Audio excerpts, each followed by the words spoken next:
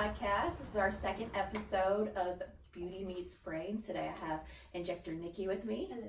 We're going to be talking about Botox, the statistics, the myths, all the things. We're going to debunk and educate today. Ooh. Okay, so first off, do you know how Botox was started? Like the history? No, tell me about it. Okay, so Botox is a derivative of a bacterium called Clostridium botulinum. So it actually started from food poisoning in the 19th century. So what they noticed was that people's muscles were being paralyzed from this quote unquote toxin. So in the 70s, they started to utilize it for that in small, minute amounts, and they've seen that it didn't get systemically involved in the body and that it was more targeted. So in 1989, a doctor used it for strabismus. That was really the first known reason we were using botulinum.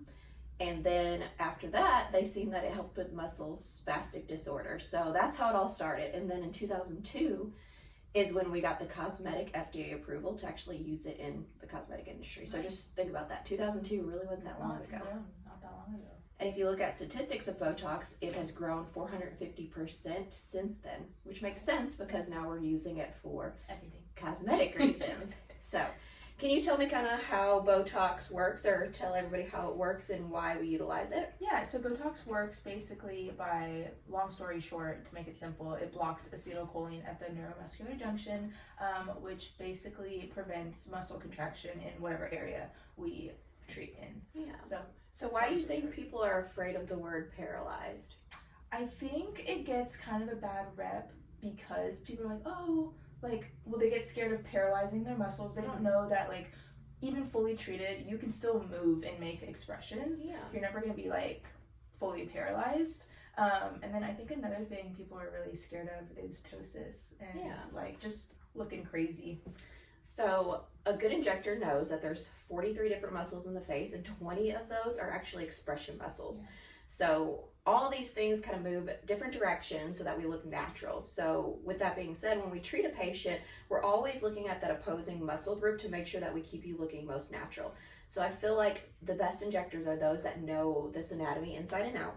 We understand the medication and how it works. That way, if there is something like ptosis happening, we know how to fix it because we know how the face works. It's so important to go to someone who knows the different muscle groups and how to fix a problem. And it doesn't make you a bad injector if you cause ptosis or if you cause a crooked smile or something, but it's important to know how to fix it so that your patient is not walking around looking crazy for 3 to 4 months. A lot of patients don't even know, they're new to Botox and aesthetics in general. So it's important to educate them, hey, this is a risk that we're taking with Botox. It doesn't matter how good of an injector you are, it's going to happen to you eventually. You just have to know to be able to fix it. And I'm going to reiterate that.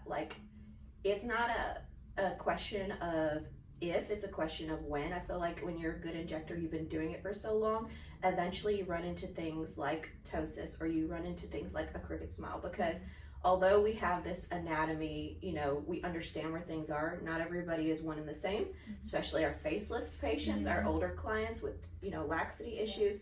So I feel like as long as we understand the mechanisms of these muscle groups, we can understand how to fix it. And that's kind of what we're here for today is don't let somebody tell you they can't. Yes. And that you're stuck with it, because there are things, there's medications for ptosis too, there's eye drops. And then there's Upneek now that we're utilizing. Yeah, Upneek is great. It's so great. And that was originally created on ophthalmology side for people who weren't really ready for blephs yet. And that, eyelid tissue was really bothering them. So you have a malar muscle that weakens over the eye just from blinking. I mean, how many times a day do we blink? Billions, yeah. So, that muscle's going to weaken. Yeah. And we can't put Botox in that muscle or you won't be able to open your eyes. Yeah. So we do have these other things that we can utilize for other symptoms if we can't lift the brow or we, somehow spreads to the eyelid. Yeah. Same thing goes with a crooked smile. Literally, you're hitting the opposite guy to balance him out. I feel like a lot of people freak out, and Instagram and TikTok are overwhelmed with these videos of people with crooked smiles. And it scares people off, especially if you don't know anything about like the world of aesthetics, you see that on social media and you're like, ugh, Yeah, I don't want to do scared that. to death. Or like they take that as, oh, they were overdosed. Yeah. Like, oh, I don't want this many units because I don't want to have a lazy eye. So let's talk about that. I think one of the biggest things we run into when we're treating patients with Botox is undercorrection. Dosing is duration, people. Yes. So I feel like numbers scare people, and especially in a smaller town, I feel like around here, like 30 something units. Like I have 250. I know that sounds insane, but I treat myself for chronic migraines. I have occipital neuralgia. I treat my trap muscles. So that may sound like a lot, but honestly, it's not about how much of the medication is, it's about how effective you're treating the area. So dose equals duration. I always tell my patients, like, I could put, this is kind of like the analogy that I give them, I could put 10 units in your forehead, and in 2 weeks you'll think it's like perfect. And then I could put 20 units in your forehead and it'll have the same effect as that 10 units did. It just won't last you the full 3 to 4 months. Right. And that 3 to 4 month rule, people take it literally, Yeah. but they don't understand that 3 to 4 months is only if you get the FDA dosing, and only then I think the statistic is like only 90% of those dosed with the FDA dosing actually last 3 to 4 months. So it depends on your metabolism, it depends on your dose. Like if you get 10 units, it's not going to last you that 3 to 4 months. So I think that's also really important. I think another thing too is people think that when this medication goes in the system that they're frozen for 3 to 4 months, and that's not how it works. The medication peaks in the system, it kicks in at 2 weeks. So we know, like, when you get Botox, you'll start seeing some results at day 3, day 7, 2 weeks for full effects. That's usually when we get you in, we make sure, especially if you're a new client, that you're happy. If we need any touch-ups, that's the time to do it, because what happens from there is week 4, it's peaking in the system. Week 6, we start to see that, peak where it starts to drop down. And it's just like any other medication, it wears off over time. So with the medication wearing off, here comes movement, because now that receptor is allowed to attach to the muscle again, slowly but surely breaking that medication down. So what do we see? We see movement, right? Yeah, and it's not like just because you're seeing movement again, it doesn't mean like you were dosed wrong or it's time for another treatment. It just means it's going to slowly wear off. It's not, you're not going to wake up one day with full movement. Right. It works on a bell curve, so it goes up, but then it slowly comes down. And people need to understand, like, there's dynamic wrinkles and there's static wrinkles. So the goal of Tox is to prevent those, static lines. Dynamic is that movement. So you're going to see movement. Like, right now I have some movement, but when I'm at rest, I have no lines. That's the goal of Tox, is to prevent fine lines and wrinkles, prevent them and stop them from forming. It doesn't mean that you're frozen for 3 to 4 months. So I think that's one of the, that'd be great though. It would be great. And they claim there's things now, we're not going to get into it, but honestly, it's a dosing thing. What we've seen with like Dysport and other medications that we use is if we double dose an area, once again, dosing, we get duration on that lack of movement, because we're blocking that receptor. So it's all about the medication. The moral of the story is you should just trust you're going to this person because you trust them and their experience. So you should trust the dosing that they give you. They're not trying to steal your money. They're not trying to they want the best for, like, you want the best for your patients. Right. So that's what you should. You don't go to your doctor and like get a prescription for something and be like, oh, actually, like, that's too high of a dose. Like, it's your doctor. Like, listen to them. Yeah. So what would you say are the red flags like that people should be warned about when they are going to somebody about Botox? Number 1 is saying, like, when someone says they can't, you can't put Botox there, or you can't put filler there. It's a sign of, I think, inexperience or a lack of knowledge. So they're afraid to do something, so they just tell their patient they can't. And there are some places that we can't place these things, but teaching your patient education, like, for instance, we have individuals coming in here and they're like, well, I want Botox for my laugh lines. Yeah. Well, you've got 2 zygomatic muscles that if you hit them, you'll look like a stroke victim. So we do not place Botox there. So that's when you educate your client, well, here is a place that we would put filler. So there's never, no, we can't do something. You want to have somebody that educates you why and what's the alternative, because there's always an alternative when it comes. And then when it's a patient that we can't treat, we're going to refer to plastic surgery if that's the thing we need to do. So I think that's a great... Or even like if the injector is inexperienced, they need to be comfortable enough to be like, I can't do this for you, but I can refer you to someone who can Exactly. do it for you. Exactly. They need to like be sure in themselves and like just advocate for their patients. That's something to look out for. Yeah, I do think that a lot of patients don't know the difference between Botox and filler. I always try to describe it as like Botox will never add anything to your face. If you're looking for volume replacement, that's a filler thing. Because a lot of people come in and they're like, oh, can we put Botox in these lines, or can we put Botox? I don't know.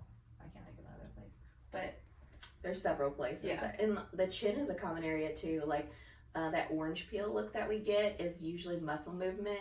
There are some cases that we need both filler and Botox, but we need to say, oh, well, filler will smooth those lines. Yeah, but we need to stop them from forming. Yes. So it's an education process. Putting a Band-Aid on a problem instead of fixing it. Same thing goes for your skincare. Botox isn't going to fix all your problems. Another thing about Botox is we don't just utilize it here cosmetically. We utilize it in, the medical side. We treat a lot of migraine patients. It helps with that relief from that tension of that muscle. We also treat trigeminal neuralgia patients. I mean, we've seen a lot of relief and, quality of life from treating these patients. I'm one of them. That's why I'm a firm believer in it. It is pricey when it comes to the medical side just because doses are a lot larger. But here we don't just look at the medical side, we look at the cosmetic side and vice versa. So we always want the patient to look and feel their best. So I think that's where we stand out when it comes to treating these disorders, is because we know like they want an aesthetically pleasing look too. And not that every neurologist is going to make you look heavy, but their goal is to treat your problems, not cosmetically. And a lot of times the hoops that you have to jump through for insurance, we can't get it covered. So we do work with those clients as well. And we have payment options and things, but it is a beautiful relief to those things that, just reduce our quality of life. Do you think there is another big myth that you've heard or that, your clients say to you that we may need to debunk now? Yes. I think another really big myth is, oh, am I gonna look worse if I stop getting my Botox? I think people get so used to, I think where that myth comes from, people get so used to seeing themselves wrinkle-free with glowing skin and like acne-free skin when they stop getting their Botox or when they make that decision, and their skin is just going back to how it was before. Like you're not gonna be more wrinkly, same thing goes with filler. Like you're just not used to seeing yourself that way because you've been consistently getting Botox and filler. I think another thing too that I hear is like, am I causing muscle atrophy to my muscles? Is my face gonna look weaker? We have no statistics showing that the muscle looks weaker and that, the face looks older over time. So, and then when it comes to tox, another question I feel like is very common is, what neurotoxin is best for me? Like, I know every injector has like one they prefer over another, and that's usually because of how we feel individually. For instance, she's a Botox lover, I'm a Dysport lover. Can you tell clients like why we may choose one over the other? So this is how I do it personally, but it depends. Like if a younger patient comes in, I'm gonna suggest Xeomin or Jeuveau for them, just because Xeomin doesn't have that accessory protein. So you can't get immune to it as quickly. So if someone in their 20s comes in, I'm going to start them on Xeomin because they don't really need like a stronger tox necessarily yet. If they're in like 30s and above, I usually start them on Botox just because it's my personal preference, see how they like it. If they mention to me things like, oh, I do a lot of cardio, or if they're a male, you have stronger muscles as a male, so I'm going to refer them to Dysport just because it is more potent and that like there are studies showing that it does last longer and it kicks in quicker. So that's kind of how I choose. So the most common age group at 50% for Botox is going to be your like 30s and 40-year-olds. And now in, this era of life, we are now seeing that younger individuals are coming in, and it's because of social media.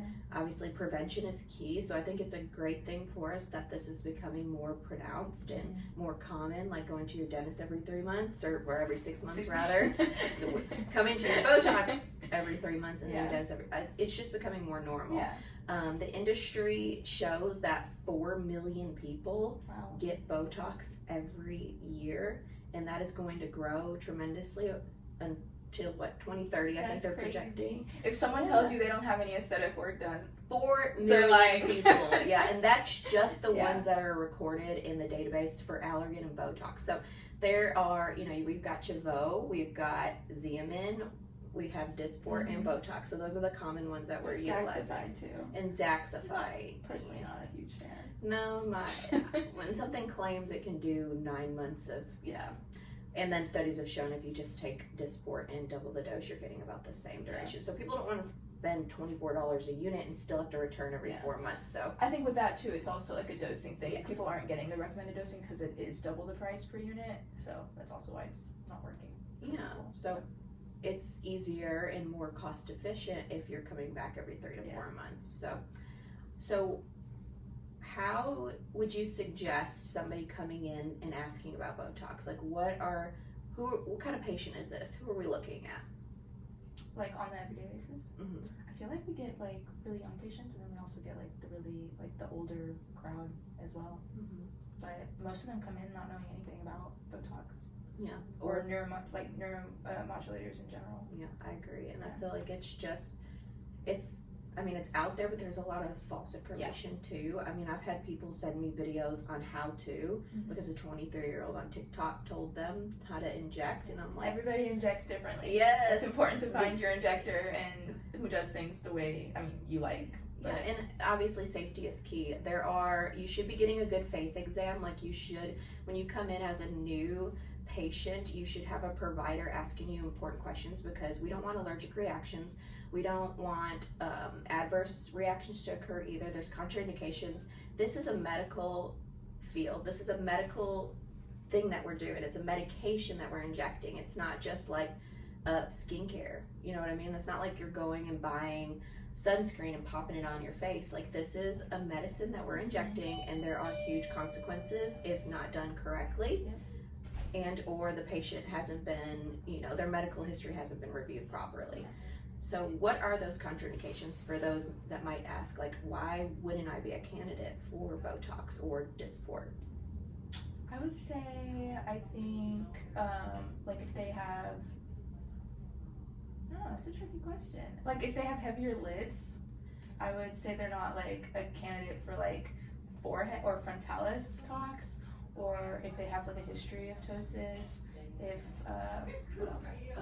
The biggest thing is like if they're allergic to things like like dairy, like so shellfish. Dysport. I feel like that's missed a lot. It's like Dysport there's a lactulose in that. And so, I've literally had somebody and I've asked them the question, are you allergic to milk products? Are you allergic to egg? Are you allergic to this, that, and the other shellfish? Yes. And she told me no, and she had an allergic reaction to Dysport in her forehead. And what do you do once it's like in you and you're having an allergic reaction? You can't take it out. No, you have to do histamines and topical medications for response, sometimes systemic. So with her, her head whelped up. We had to do a topical and an oral steroid. And she felt flu-like for several weeks, and it was terrible. But it's just key to just keep reiterating that. But also, your clients don't always tell you the full truth. So doing a good exam, and maybe if this client's never done before. So with this client though, she had done Botox, which Botox is not made like Dysport. They're all different. So she had done neurotoxins before and wanted something a little stronger. I went with the fact that she's done neurotoxins and had no issues, and that she told me she had no allergies. And we still had a complication. So it's knowing how to manage those complications and then move forward with like, okay, maybe sharing the story with some of your new clients. Like, okay, I had somebody tell me they weren't allergic to milk. Or people also forget, they're like, they don't think that, they don't think my allergy to milk is gonna apply here. So I'm just, because they think it's just gut stuff. Yeah. They're like, oh, well, it upsets my belly. Yeah. Okay, well, it's still going to cause a reaction systemically, but topically as well. So I think, it's just a lack of knowledge and explaining that, like, okay, do you have any issues with milk, with your belly, with this, that, or the other, kind of breaking it down so they don't think, okay, well, when I rub milk on myself, I don't break out. It's different though. We're injecting it into a muscle, the body's processing it. It's not lactose free. Yes. So if somebody does have an allergy to milk products, then we don't use Dysport, we'll use Botox. And then if they're allergic to shellfish, vice versa. If they're allergic to both, then we're gonna attempt some Jeuveau maybe, but it's just understanding what those things could be, and just knowing, like, you're going and getting a medical treatment, like sometimes that stuff that you're finding on, what is it called? Where they get the TikTok? Well, they're getting Groupon. Oh, that's Groupon. the name. Yeah. So yeah, your If Groupon if Botox. someone is selling you if they're calling it Botox for like $9 a unit, yeah, it's not. No. It's impossible. And there have been so many cases of people dying from getting Botox off of Groupon, especially in Texas. There are so many people in their 20s in the ICU from getting fake Botox. Like, it's coming from out of the country. They're selling it for $9 a unit, and people are going for it because it's cheaper. Because why not? Yeah, let's go back to the fact that this is a bacterium that we're utilizing that has been specifically tested in minute amounts to be. Botulism is real. Botulism is real, and it's a poison, Yeah. but the proper form that's been FDA approved and that's sold by Allergan or Galderma is a medication that is processed and checked through, pharmacies, just like anything else, like ordering any medication out of the country and taking it. You don't know what's going to happen. And I do actually, I've heard of people, even locally, that order it from out of the country and inject themselves that are not medical professionals, which is very scary. Yeah. Very scary. That's another thing I want to go back to. If the med spa you're going to does not have a nurse practitioner, a PA, or a doctor, like, in the building, Red flag. Because I'm an RN, but like I recognize it is out of my scope of practice to ask the good faith exams, and also I could ask the questions, but I still don't know like all the different contraindications and things. And I feel confident in my injection skills, but I don't know like the questions to ask before. Like I don't know how to get a patient history because I was not taught that in nursing school, and a lot of places don't have someone, like they don't even know what a good faith exam is, and that's terrifying. And especially in Texas, I just moved here from Texas, but in Texas there are no laws regulating against who can inject, so anyone can pick up a syringe and inject in Texas. Makes zero sense to me because you go back to your oath that you make when you are in nursing school or a nurse practitioner or a doctor, like you know who can and can't inject medications, and that should follow for any type of medication. This was created to treat strabismus and muscle spasticity, and most of the things in this side of the medical field has been created and transformed because it was somewhere else in the medical field. It is a medical procedure, therefore there are consequences. There should be a prescriber, somebody following up. It just blows my mind that anybody will inject these things and that they don't think of the consequences. So good faith exam. Yeah, I don't think they think about it either because they're not a medical professional, so they're not thinking like. No, they just think cosmetic. That's it. They just, And the same thing goes like your hairstylist, cosmetologist. They go to school and they learn all these chemical formulas. Like how many times have we tried to dye our hair at home and it turned? Lots of times. Right? Yeah. I had orange hair for a while. Yeah. Green, orange. Because there's professionals for these things, and like it may seem glamorous, like, and that it's all about beauty, but there's so much there's so much science behind a lot of these things that we do in the beauty industry that people don't really understand. So don't be afraid, like as a patient, to ask your provider for their credentials, where they went to school, what degree they have, whether there's a medical professional in the building. What if something happens? What if they have allergic reaction? Don't be afraid to also ask, like on the Allergan and I think on the Galderma websites, they have what to look for, like for counterfeit products. Don't be afraid to ask for the vial, to see the box, because there are like tell signs on, like you can tell if a product is fake or not if you educate yourself. So don't be afraid to ask those questions. There's no bad questions, and if your injector gets defensive, that's not a good sign. They're either they don't know the answer, or something is going on behind the scenes that you don't really understand. And we all do differently. I mean, reconstitution rates, there's so much that goes into how we inject and why we do it. So you may go to an injector that injects completely differently. We inject completely differently, but the end result is the same. It's how we're comfortable. It's how we understand and, decipher the patient's muscle groups. But the goal is to keep them safe, give them best results and longevity. So say you go to one person, they inject one way, and then you go to, if it's not that they're doing it wrong, like I love a 1-to-1 ratio for a lot of my toxes, and except for my Javone's even obviously because the spread is so small, but you like the 2.5, Yeah. which is fine. We get the same results, we're just injecting a little differently. Yeah. So, any That other... that reminded me of another myth. Oh, good. I think a lot of people, they're like, well, is my Botox going to be diluted? Yeah. Botox, Dysphoria, all of them come in powder form. It has to be not diluted, but reconstituted in order for it to be injected. I think a lot of people take that as, oh, they're like, this place is diluting my Botox and charging me the same price for it, and that's why it's not working for me. No, it's That's a not- dose thing yeah, usually. It's a dose thing, and no matter how much they dilute it or reconstitute it with, the units stay the same. Right. So Yeah, it's about how much we're placing in an area to get the spread. That's Yeah. all it's about. And we use different dilutions for different areas according to how much spread we want. Now, if you are not getting the results, that you want, or it's not lasting, you need to let your provider know what those things are, because it could be a dose thing. And I do have people, like especially around the crow's feet, that require double doses sometimes to get the full effects. But then again, I've got people that I keep having to re-educate, like when they smile, they see a little bit of lines, and it's been like, they're like, it's 2 months and my lines are back. Well, they come in, they're line free. They smile, I see a little bit of movement. Normal. The medication is not going to keep you frozen for the 3 to 4 months. We would love that, and maybe in the near future, with the amount of growth in this industry, we will see changes. We absolutely will. I do believe that the regulations of this will change and be getting better. Aesthetics is such a gray area in the medical field that nobody really knows who's doing what and regulating.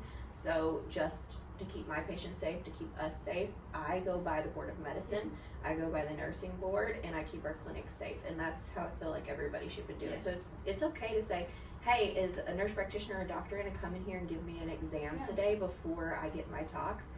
And if they don't have one, get out of that chair and leave. yeah. It's not a good sign. Yeah.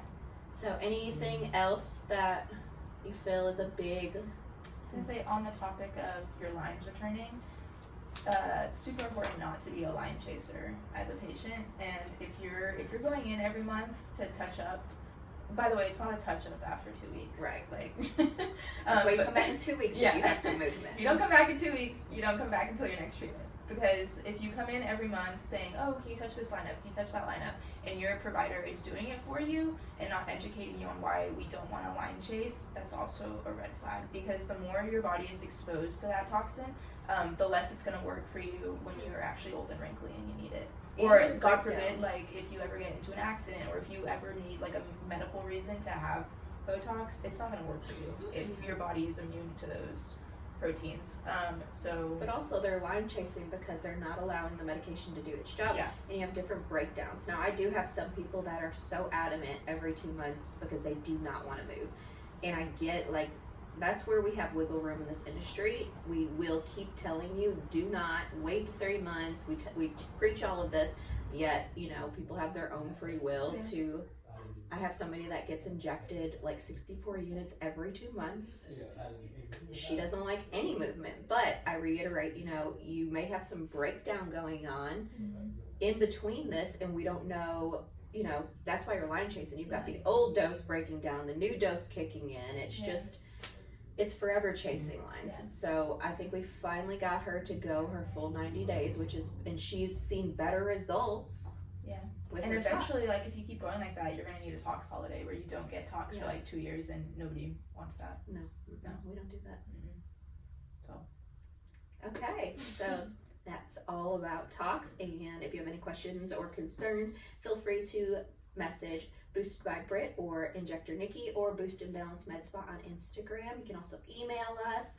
The podcast has, different avenues that you can message us to. There's no bad questions. We're here to educate and support you. We do free consultations as well, so just let us know if we can help you.